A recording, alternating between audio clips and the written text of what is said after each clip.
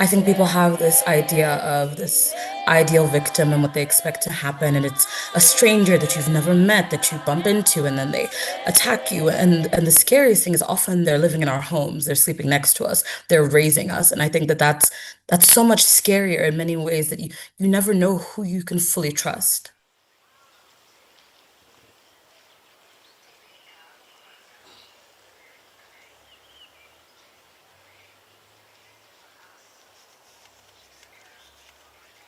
When you live here and you're hearing six times the global average rate femicide, you're hearing, that we're the rape capital of the world, it truly makes you wonder, how bad is it here? But I think with this movement and our shutdown that's brought attention to us is how much of a global crisis gender-based violence is, because we're hearing a lot of stories coming from other countries across the world as well, speaking to their own experience. And I think even within South Africa, our statistics are misleading. In our most recent crime statistics, there was no mention of femicide and child murder.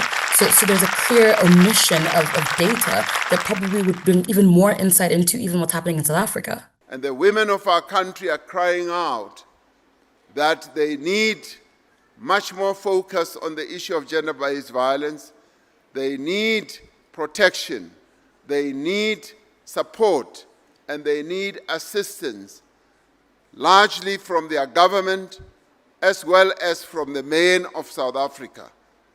And it is for this reason that we've said, in recognizing the plight of our women, we're now going to classify gender-based violence and femicide as a crisis that needs to be addressed.